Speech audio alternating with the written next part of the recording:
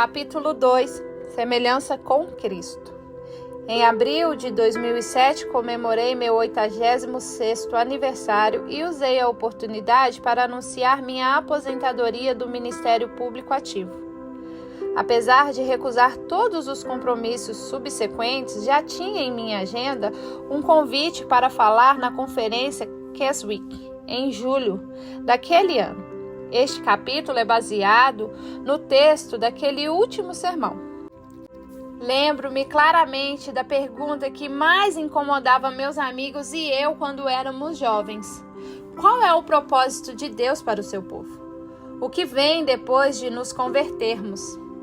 É claro que conhecíamos a famosa declaração do breve catecismo de Westminster, de que o fim principal do homem é glorificar a Deus e gozá-lo para sempre. E nos entretínhamos com uma declaração ainda mais breve: ame a Deus, ame ao seu próximo. Porém, nenhuma delas parecia ser totalmente satisfatória. Assim, gostaria de compartilhar o que tem feito minha mente descansar ao me aproximar do fim de minha peregrinação pela terra. É o seguinte: Deus quer que o seu povo se torne como Cristo, pois semelhança com Cristo é a vontade de Deus para o seu povo. Inicialmente apresentei um fundamento bíblico para o convite à semelhança com Cristo. Depois darei alguns exemplos do Novo Testamento e, finalmente, partilharei algumas conclusões práticas. Base bíblica. A base bíblica não é um simples texto, pois ela é uma substância do que podemos resumir em um texto. Consiste de 3 versículos que será bom mantermos relacionados: Romanos 8:29, 2 Coríntios 3:18 e 1 João 3:2. O primeiro texto é Romanos 8:29. Deus predestinou seu povo para serem conformes à imagem de seu filho. Quando Adão caiu, perdeu muito, apesar de não tudo, da imagem divina a qual ele havia sido criado. Porém, Deus a restaurou em Cristo. Conformidade à imagem de Deus significa ser como Jesus, e a semelhança com Cristo é o propósito eterno para o qual Deus nos predestinou. O segundo texto é 2 Coríntios 3:18. E todos nós, com os rostos desvendados, contemplando ou refletindo, como por espelho, a glória do Senhor, somos transformados ou mudados de glória em glória na sua própria imagem, como pelo Senhor, o Espírito. A perspectiva mudou do passado para o presente, da predestinação eterna de Deus para a transformação que Ele realiza em nós no presente por meio de seu Espírito Santo. Do propósito eterno de Deus de nos fazer como Cristo para a obra histórica de nos transformar à imagem de Cristo mediante o seu Espírito. O terceiro texto é 1 João 3:2. Amados, agora somos filhos de Deus e ainda não se manifestou o que haveremos de ser. Sabemos que quando Ele se manifestar, seremos semelhantes a Ele, porque haveremos de vê-lo como Ele é. E se Deus está trabalhando com essa finalidade, não é surpresa que Ele nos chame para cooperar com Ele. Siga-me, diz Ele, imite-me. Muitos já ouviram falar do livro Imitação de Cristo, escrito no início do século XV por Thomas A. Kempis. Tantas edições e traduções foram publicadas que depois da Bíblia ele é provavelmente o best-seller mundial. Na verdade, ele não fala sobre imitar a Cristo, pois seu conteúdo é bem mais diverso. Porém, o título se originou das primeiras palavras do livro, e sua enorme popularidade é uma indicação da importância do assunto.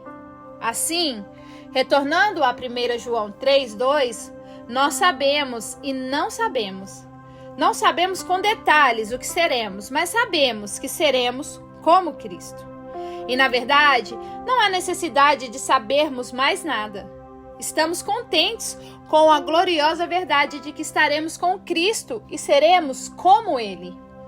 Aqui, então, estão 3 perspectivas: passado, presente e futuro, e todas apontam para a mesma direção: o propósito eterno de Deus. Nós somos predestinados. O propósito histórico de Deus. Estamos sendo mudados, transformados pelo Espírito Santo. E o propósito escatológico de Deus. Seremos como Ele. Tudo isso contribui para a mesma finalidade de semelhança com Cristo, pois esse é o propósito de Deus para o seu povo. Se afirmamos ser cristãos, devemos ser como Cristo. Tendo estabelecido a base bíblica, ou seja, que a semelhança com Cristo é o propósito de Deus para o povo de Deus, quero prosseguir ilustrando essa verdade com vários exemplos do Novo Testamento. Antes, uma declaração geral de 1 João 2,6.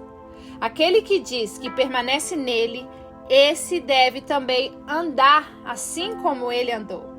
Se afirmamos ser cristãos, devemos ser como Cristo. Exemplos do Novo Testamento. Devemos ser como Cristo em sua encarnação. Alguns podem recuar horrorizados ante a tal ideia. Será que a encarnação foi um evento totalmente único e impossível de ser imitado?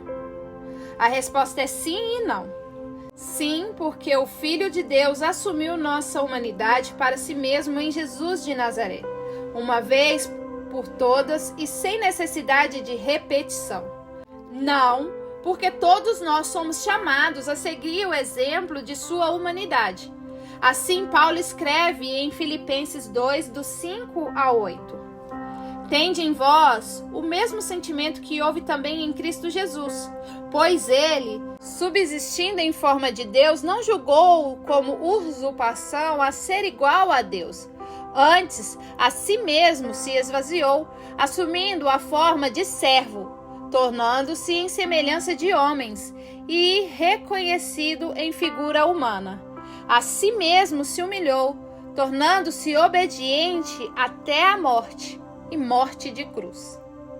Devemos ser como Cristo em seu serviço. Passaremos agora da encarnação para a vida de serviço. Assim, vamos para o cenáculo, onde Jesus passou a última noite com os discípulos. Durante a ceia, ele tirou a vestimenta de cima, cingiu-se com uma toalha, colocou água numa bacia e lavou os pés dos discípulos. Quando terminou, ele retomou seu lugar à mesa e disse: Ora, se eu, sendo o Senhor e o Mestre, vos lavei os pés, também vós deveis lavar os pés uns dos outros. Porque eu vos dei o exemplo, para que, como eu vos fiz, façais vós também. João 13, 14 e 15. Alguns cristãos acatam a ordem de Jesus literalmente e muitas vezes fazem cerimônias de lava-pés por ocasião da ceia do Senhor. E talvez eles estejam certos. Porém, a maioria aplica a ordem culturalmente. Isso é, assim como Jesus fez o que em sua cultura era o trabalho de um escravo, nós, em nossa cultura, não devemos considerar nenhuma tarefa simples ou humilhante demais. Devemos ser como Cristo em seu amor. Como escreve Paulo, e andai em amor, como também Cristo nos amou e se entregou a si mesmo por nós, como oferta e sacrifício a Deus, em aroma suave. Efésios 5:2. Andar em amor é uma ordem para que todos os nossos comportamentos sejam caracterizados pelo amor. Já entregar-se por nós é uma clara referência à cruz. Assim, Paulo está nos incentivando a ser como Cristo em sua morte e amar com o amor do Calvário. Percebe o que está acontecendo? Paulo nos está impelindo a ser como o Cristo da encarnação, o Cristo do lava-pés, o Cristo da cruz. Tais eventos indicam claramente o que significa, na prática, ser semelhante a Cristo. Por exemplo, No mesmo capítulo, Paulo estimula os maridos a amarem as esposas como a Cristo amou a igreja e se deu por ela. Efésios 5:25. Devemos ser como Cristo em sua longanimidade. Aqui consideramos o ensino de Pedro e não de Paulo. Todos os capítulos da primeira carta de Pedro falam do sofrimento de Cristo, pois o contexto da carta é o começo da perseguição. No capítulo 2, em especial, Pedro incentiva os escravos cristãos, se punidos injustamente, a suportar o sofrimento sem pagar o mal com o mal. 1 Pedro 2,18. Somos chamados a agir assim porque Cristo também sofreu, deixando-nos o exemplo para que seguíssemos seus passos. 1 Pedro 2,21. Tal chamado à semelhança com Cristo no sofrimento injusto pode se tornar cada vez mais significante em muitas culturas nas quais a perseguição tem crescido. Devemos ser como Cristo em sua missão. Tendo observado o ensino de Paulo e de Pedro, observaremos o ensino de Jesus, registrado por João 17:18 e João 20:21. Em oração, Jesus diz ao Pai: assim como tu me enviastes ao mundo, também eu os enviei ao mundo. E ao comissioná-los, ele diz: assim como o Pai me enviou, eu também vos envio. Essas palavras têm um significado profundo.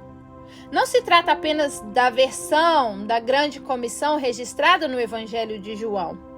É também uma instrução para que a missão dos discípulos se assemelhe à de Cristo. Em que sentido? A palavra-chave são enviei ao mundo. Isso é, como Cristo teve de entrar em nosso mundo, nós também precisamos entrar no mundo das outras pessoas. Isso foi explicado com eloquência pelo arcebispo Michael Hansey, que disse: nós declaramos e recomendamos a fé à medida que saímos e penetramos nas dúvidas dos duvidosos, nas perguntas dos questionadores e na solidão daqueles que perderam o rumo. Essa entrada no mundo de outras pessoas é exatamente o que queremos dizer por missão encarnacional. E toda missão autêntica é encarnacional. Aqui estão, talvez, as 5 principais maneiras pelas quais devemos nos assemelhar a Cristo: em sua encarnação, em seu serviço, em seu amor, em sua longanimidade e em sua missão. 3 consequências práticas. Concluiremos agora com 3 consequências práticas das bases e exemplos de semelhança com Cristo que acabamos de considerar. Semelhança com Cristo e o mistério do sofrimento.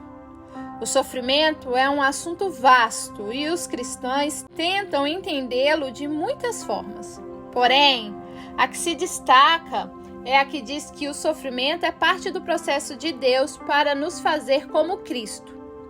Seja um desapontamento ou uma frustração, precisamos tentar vê-los à luz de Romanos 8, 28 e 29.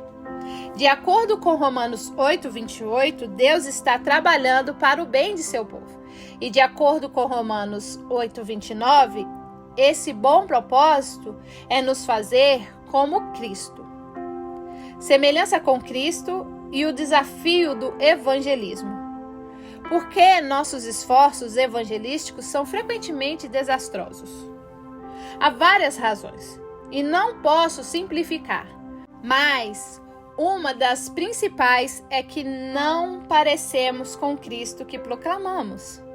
Se vocês cristãos vivessem como Jesus Cristo, ainda estaria aos seus pés pela manhã.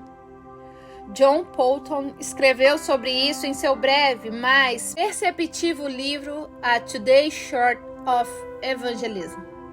A pregação mais eficaz provém daqueles que vivem conforme aquilo que dizem. Eles próprios são a mensagem.